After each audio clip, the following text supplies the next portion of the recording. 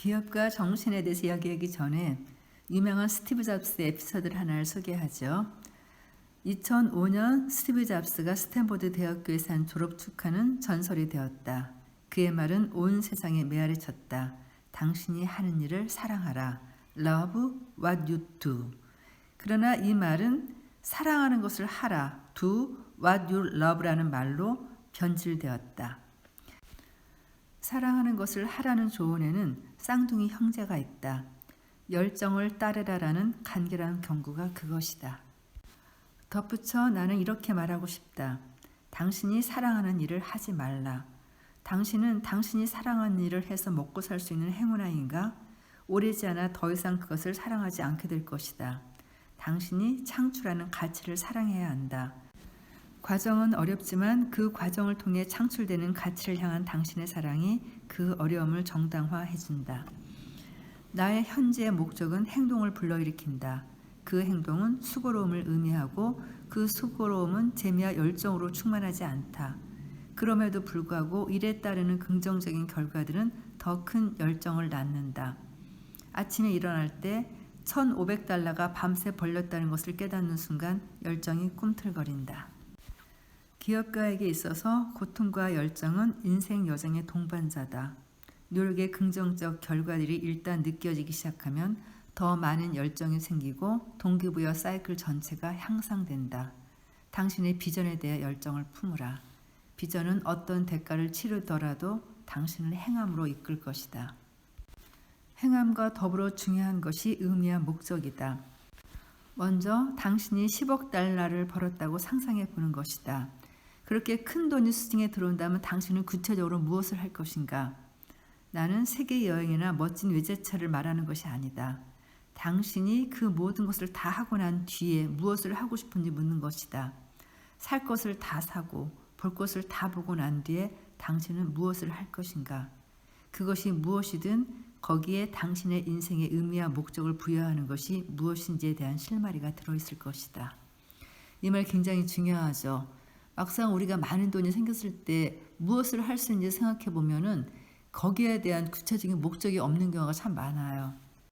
자, 그럼 이번에는 내가 가치 도전이라고 부르는 실험을 해보라. 이 실험은 일면식도 없는 낯선 이에게 그냥 웃어주는 것으로부터 시작된다. 억지로 자아내는 미소가 아니라 몇 년 동안 외딴 섬에서 발이 묶여 있다가 처음으로 보는 사람을 향해 지을 만한 환한 미소를 지어라. 그리고 당신의 감정을 관찰하라. 꽤 괜찮지 않은가? 당신은 방금 누군가의 삶에 가치를 더했다. 앞으로 사흘 동안 어떤 사람을 도와줌으로써 가치 도전을 계속하라.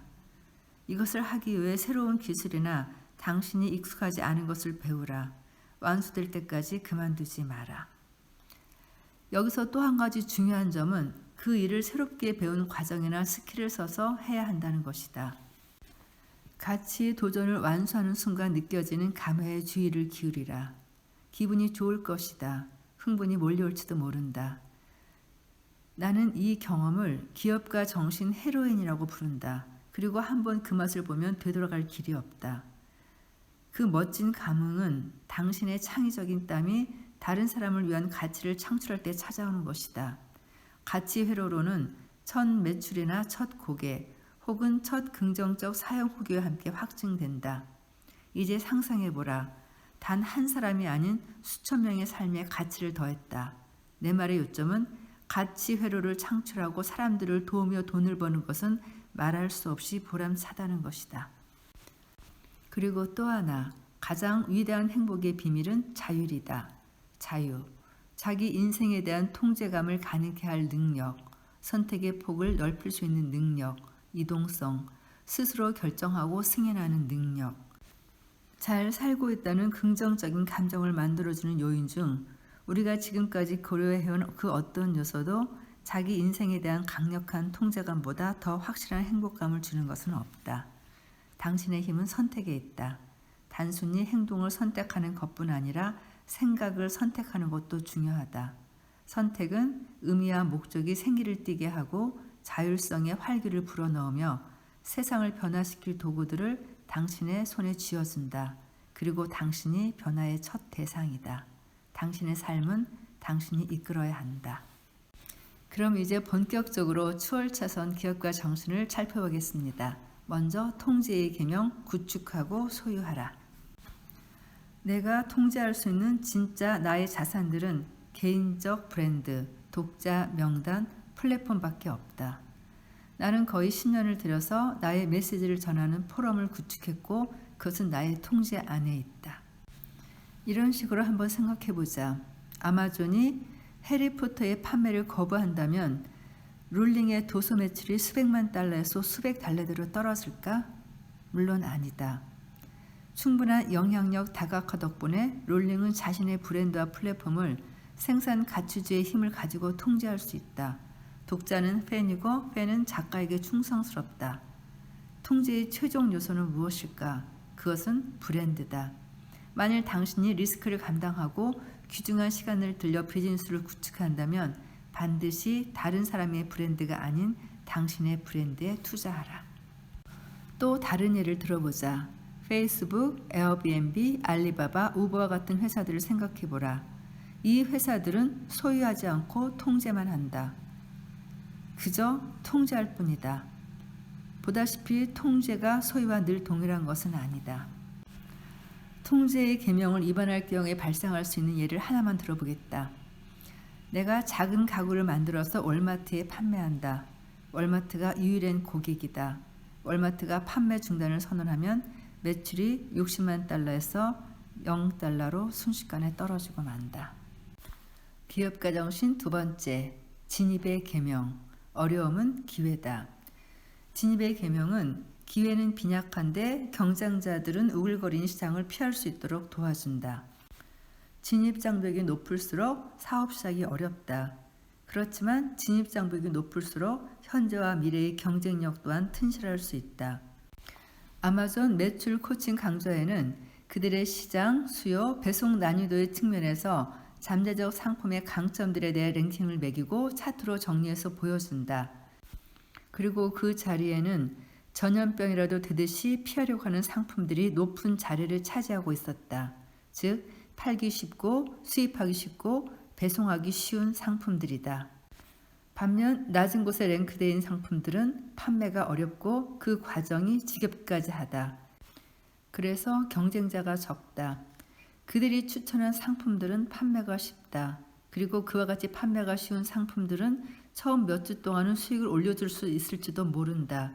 그러나 당신의 삶을 바꿀 만큼 오랫동안 수익이 유지되지는 않을 것이다.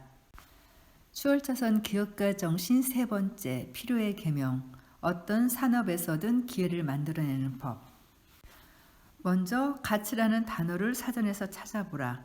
상대적 값어치, 쓸모 혹은 중요성이라는 정의를 찾을 수 있을 것이다. 여기서 핵심적인 구절은 상대적 값어치, 즉 상대적 가치라는 말이다. 큰 부자들이 부자인 까닭은 그들이 단순한 가치를 창출하거나 통제하거나 관리하기 때문이 아니라 이미 존재하는 것에 대한 상대적 가치 창출, 통제 혹은 관리하기 때문이다. 시장을 지배하고 매출을 증대시키려면 가치 만들기를 해야 한다. 그 출발점은 가치 기준과 그 속성들을 파악하는 것이다.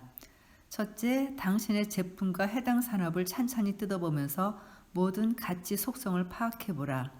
당신은 고객에게 무엇이 중요할지 알 수 없다는 것을 명심하라. 주된 속성들을 첫 번째 기준으로 삼아라. 상품 그 자체를 그 핵심 구성 요소로 해체적으로 들여다본다. 칼을 예로 들어보자. 해체적 시각으로 들여다볼 때 칼은 다양한 주된 속성들을 가지고 있다.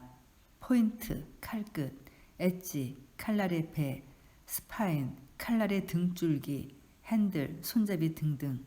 각 구성 요소는 같이 만들기 기회를 제공할 수 있다. 우리 칼의 팁 엣지는 순금입니다. 우리 칼의 핸들은 인체공학적으로 만들어졌습니다. 이런 식이죠. 그런데 이 가치 만들기에는 6가지 오류가 있다. 첫째, 시장 간과의 오류.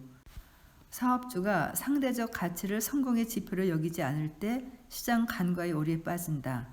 자신이 사랑하는 것을 한다면서 스타벅스 맞은편에 커피숍을 열고는 독특하거나 더 나은 것을 제공하지 못하는 앞날이 뻔한 아마추어 사업가.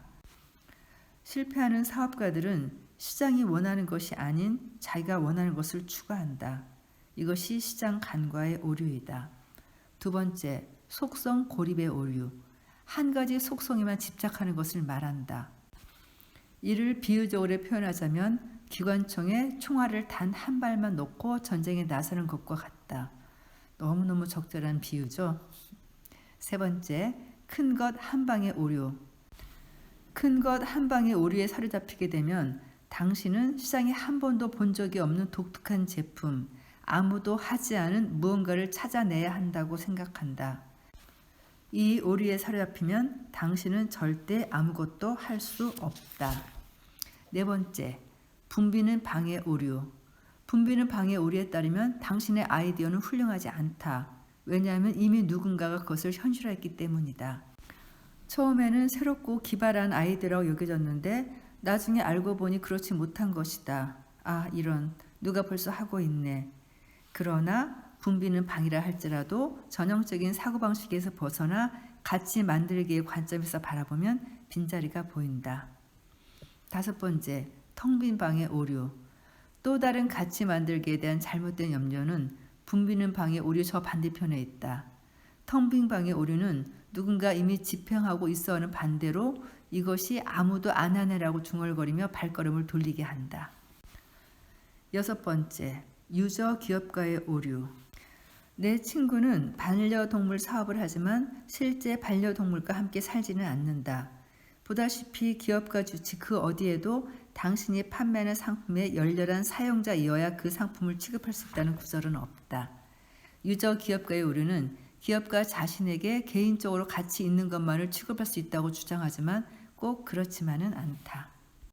그럼 이번에는 추월차선 아이디어를 발견할 수 있는 13가지 방법을 찾아보겠습니다.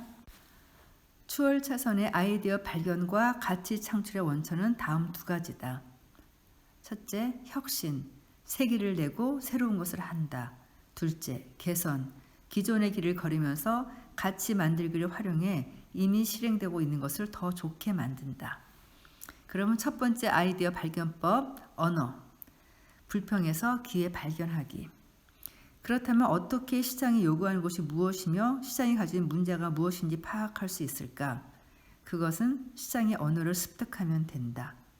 시장은 부정적이고 이기적인 언어를 구사한다.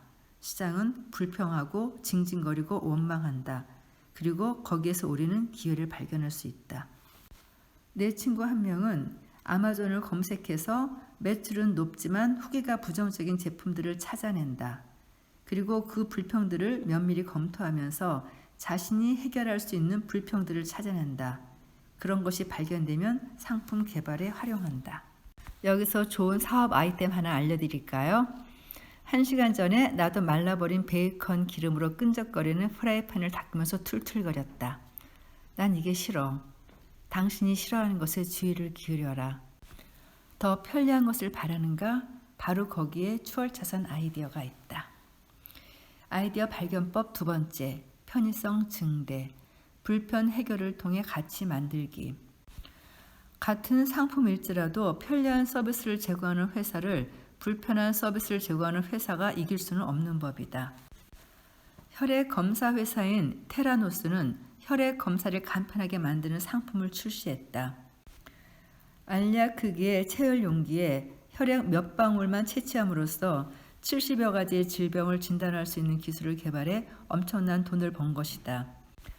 불편이 더 나은 과정이나 더 새로운 기술을 통해서 혹은 기기를 개선함으로써 해결될 때마다 긍정적 가치 만들기가 되는 것이다. 아이디어 발견법 세 번째, 단순화와 용이화. 복잡하고 어려운 것은 단순화하기. 복잡해 단순화가 필요한 것은 무엇이든지 기회다. 나는 수월함의 산업이 가장 크다고 말하고 싶다. 사람들은 쉬운 것을 좋아한다. 수월함은 다수의 산업이 앞으로 나아가게 하는 원동력이다. 수월함은 쉽게 팔린다. 더 이상 설명이 필요하지 않는 설득력이 있는 말이네요. 네 번째 아이디어 발견법, 원츠. 필요와 무관하게 원하는 것. 가장 애매한 형태의 필요가 욕구라는 것이다. 당신은 필요한 것에 대해 욕구를 가질 수도 있지만 필요하지 않은 것을 욕망할 수도 있다. 당신이 무엇인가를 원할 때 효용이나 기능성은 부차적이다. 대신 욕구와 충동을 구성하는 모든 것을 충족시키기 위해 구매하는 경우가 많은데 그것은 원츠, 즉 허영, 사치, 오락, 패션 분야에 해당한다. 그런 분야에서는 효용이 부차적인 요소다. 5번째 아이디어 발견법, 서비스 간극. 서비스가 나쁜 곳에 좋은 서비스 제공. 허술한 고객 서비스는 기회다. 특출한 고객 서비스는 내가 경쟁사들을 제칠 수 있도록 도와준 가치 만들기 중 1등 공신이다. 아이디어 발견법 6번째, 지리적 차익거래, 노는 연못 옮기기.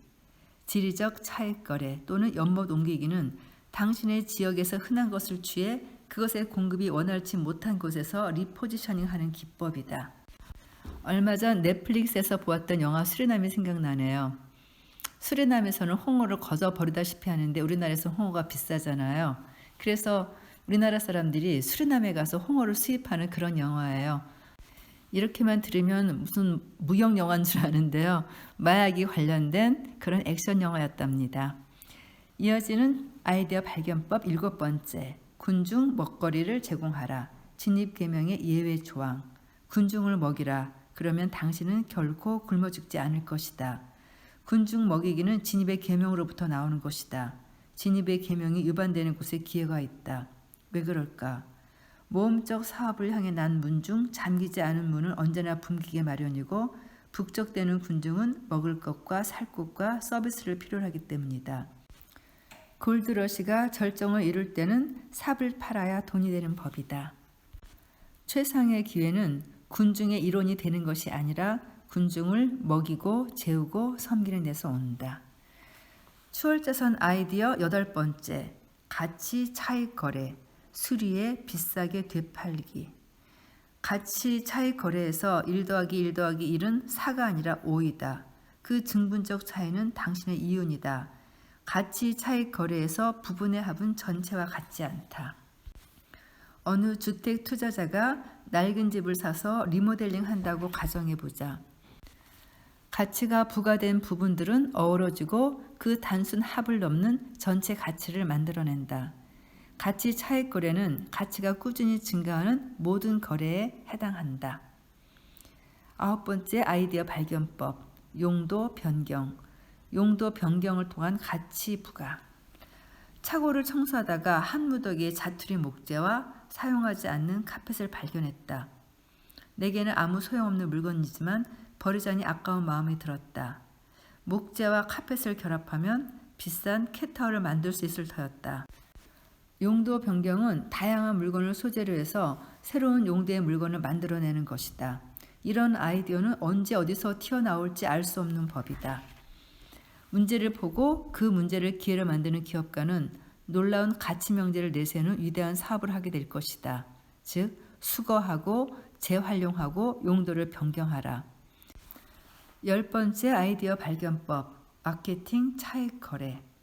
만에 하나 내가 우리 포럼을 매각한다면 새 주인장은 정말로 횡재하는 것이다. 마케팅 관점에서 볼 때 우리 포럼은 돈벌이에 최적화되어 있지 않다.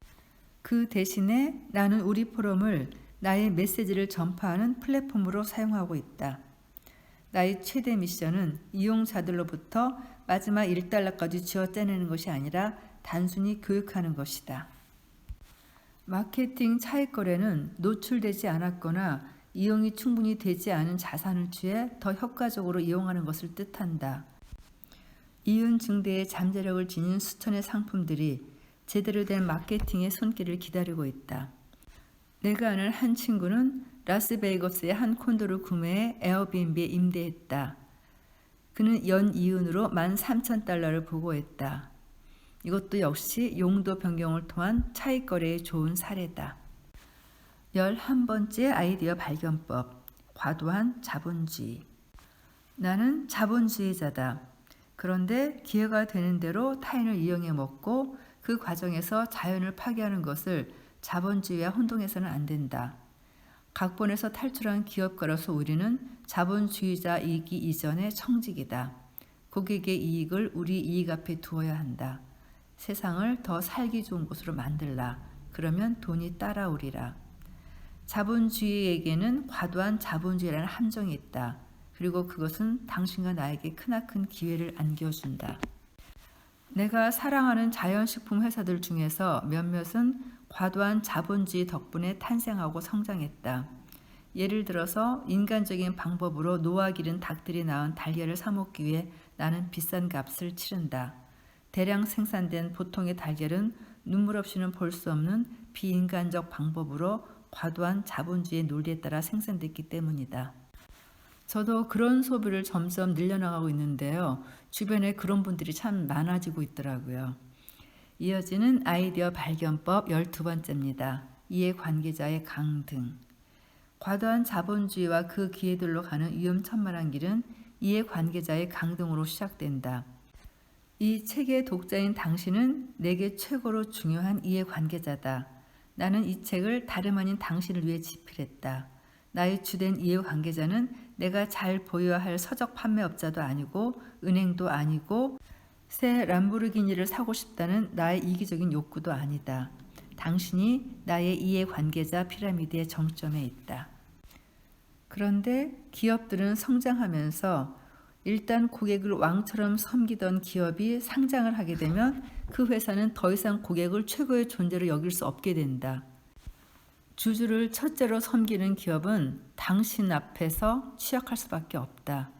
그리고 시장에서 이것이 의미하는 바는 이해관계자를 강등하는 상장 기업은 더 작고 더 민첩한 회사에게 시장 점유율을 뺏길 위치에 있게 된다는 것이다. 이것은 수천 가지의 새로운 기회와 가능성을 의미한다. 당신이 1,000억 달러 규모의 산업에 진출해 시장의 0.01%를 차지한다면 작지만 100만 달러 규모의 쓸만한 회사를 구축한 셈이다. 아이디어 발견법 13번째, 개선과 제거. 토마스 에디슨은 전구를 발명하지는 않았지만 필라멘트를 이용함으로써 전구의 수명을 늘리는 개선을 통해 전구의 상용화에 기여했다. 세라 블레이클리라는 여성은 뜨거운 햇볕 아래 팬트 스타킹을 입을 것을 요구받자 발가락을 제거함으로써 레깅스를 개발한 거네요. 그 후 그녀는 세계 최연소 여성 억만장자로 이름을 알리게 되었다. 이런 개선은 화학 박사나 부자 삼촌만 할 수 있는 것이 아니다. 당신도 끈기와 비전을 가지고 작은 변화로 사람들이 원하는 상품을 만들어낼 수 있다. 개선도 할 수 있지만 제거도 할 수 있다. 제거는 상품에서 무언가를 빼서 가치를 더하는 것이다. 파라벤이 들어있지 않는 스킨 컨디셔너, 동물 실험을 하지 않은 화장품처럼 무엇인가가 들어있지 않은 것을 요구하기도 한다.